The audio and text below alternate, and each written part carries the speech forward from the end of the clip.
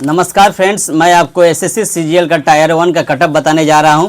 तो इसका जो कटअप है 5-6 स्टेप पर डिपेंड करती है। सबसे पहला नंबर ऑफ वैकेंसी पर डिपेंड करता है कि कितना आपका कटअप जाएगा। इट मीन्स अगर वैकेंसी कम है, वैकेंसी अगर कम है तो कटअप हाई जाएगी, क्योंकि जो स्टूडेंट एग्ज़ाम देते हैं बहुत अधिक मात्रा में देते हैं, इस कारण से। और दूसरा point, number of candidate qualification. अगर कैंडिडेट का क्वालिफिकेशन अधिक होती है तो कटअप ही हाई जाएगा। और तीसरा पॉइंट है नॉर्मलाइजेशन। ये सभी आपका जो कटअप डिपेंड करती है आपका नॉर्मलाइजेशन में। अगर आपका नॉर्मलाइजेशन में 3 शिफ्ट में एग्ज़ाम होती है, बहुत सारे चरण में एग्ज़ाम होती है, तो ऑटोमेटिक है कि नॉर्मलाइजेशन प्रोसेस किया जाएगा और जिससे कि आपका कटअप में डिफरेंस आएगा। चौथा नंबर है एग्ज़ाम लेवल अगर आपका हार्ड होता है तो आपका जो कटअप है हाई जाएगी ही। और पाँचवा है रॉन्ग क्वेश्चन।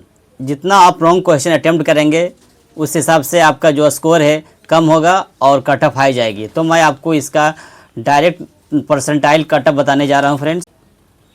तो एस्पिरेंट, इसका जो परसेंटेज का पहला स्टेप रहेगा calculation of percentage score. It means आपका जो इसका मतलब जो आपका जो स्कोर है उसका परसेंटाइल निकाला जाएगा। और दूसरा स्टेप में sorting the candidate using their percentile, उसका जो परसेंटाइल है उसको शॉर्टलिस्ट किया जाएगा। इट मीन्स मैं आपको सीधा साधा एग्जांपल में बताता हूँ।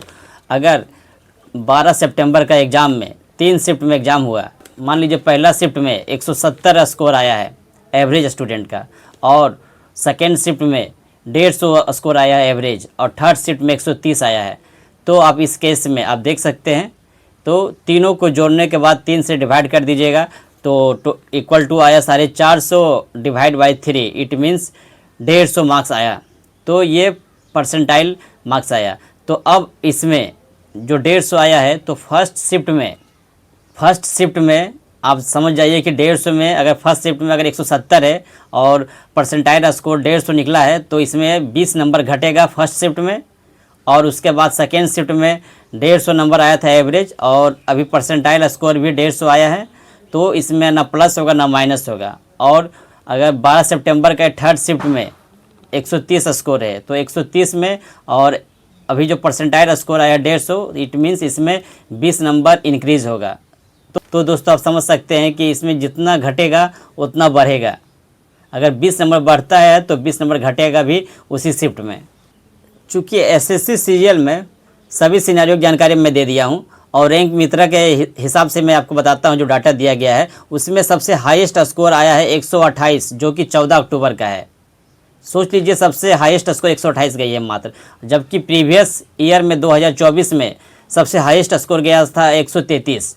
तो आप समझ लीजिए कि इस बार जो स्कोर भी है कम हुआ है। तो स्कोर कम होने का रीज़न मैं आपको बताता हूँ। उससे पहले मैं आपको जानकारी शेयर कर देता हूँ कि जो 2024 में जो हार्ड शिफ्ट में था उसका एवरेज स्कोर 113 था, और इस बार जो 2025 में जो हार्ड शिफ्ट में सबसे कम नंबर 99 आया, 99.22। इस बार स्कोर बहुत कम आया है स्टूडेंट का। स्कोर कम होने का रीज़न है दोस्तों, एवरेज स्कोर कम इसलिए आ रहा है क्योंकि इंटरफेस चेंजिंग इशू हो रहा है, सर्वर इशू हुआ था, सिस्टम इशू हुआ था, और बहुत सारे स्टूडेंट को जो आंसर करके आए थे तो उन्हें लगा कि वो करेक्ट होगा, लेकिन जब आंसर की निकला तो उसमें वो रॉन्ग शो कर रहा है। तो कुछ क्वेश्चन इधर से उधर भी किया गया है। और 14 अक्टूबर का जो एग्ज़ाम हुआ था उसमें सभी का स्कोर हाई गया है, इस कारण से ऑटोमेटिक है कटअप हाई जाएगी। अब बाकी जितना सारा शिफ्ट था उसमें स्कोर कम आया है। सिर्फ 14 अक्टूबर का जो री एग्ज़ाम हुआ था एसएससी सीजीएल का, उसी में ही हाई स्कोर गया है फ्रेंड्स। तो कुछ तो इसमें सेटिंग हुआ है 14 अक्टूबर के कारण भी, इस कारण से बच्चे का जो कटअप हाई जा रही है। अब मैं आपको इसका कटअप बताता हूँ, लेकिन कटअप बताने से एक और चीज़ बता देता हूँ कि सब्जेक्ट वाइज किस तरह से पूछा गया था। तो इसका जो सब्जेक्ट था जीके जीएस, ये भी हार्ड क्वेश्चन पूछा गया था। उसके बाद इंग्लिश भी मॉडरेट टू हार्ड था। उसके बाद मैथ्स भी मॉडरेट टू हार्ड एग्ज़ाम गया था दोस्तों।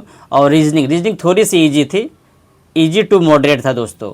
तो ओवरऑल कटअप का मैं आपको आइडिया देता हूं। तो जो जनरल का कटअप रहेगा इस बार आप देख सकते हैं, इस बार जो एसएससी सीजीएल टायर 1 का जनरल का कटअप रहेगा 130 से 135 के बीच में। ये एक सेफ स्कोर रहेगा, ये प्रोबेबिलिटी स्कोर है। जिनका 130 से 135 नंबर आया है वो टाइम वेस्ट ना करें और टायर 2 का प्रिपरेशन स्टार्ट कर दीजिए, क्योंकि टायर 2 का एग्ज़ाम जनवरी का फर्स्ट वीक में हो जाएगा। आपके पास मात्र 1 से 1.5 महीना का टाइम बचा हुआ है। और उसके बाद ओबीसी में 124 से 128 के बीच में प्रोबेबिलिटी एक्सपेक्टेड सेफ स्कोर रहेगा। जिनका जिनका मेरे कटअप से मैच कर रहा है आप ऑटोमेटिक सेलेक्ट हो जाएंगे टायर 2 में। आप टायर 2 का प्रिपरेशन शुरू कर दीजिए क्योंकि टाइम वेस्ट हो रहा है आपका और 1-2 महीने में ज़्यादा टाइम नहीं आपके पास बचा हुआ है, प्रैक्टिस करना शुरू कर दीजिए। तो चूँकि मैंने आपको जनरल और ओबीसी की जानकारी शेयर कर दिया हूँ, अब मैं आपको ईडब्ल्यूएस का कटअप बता रहा हूँ।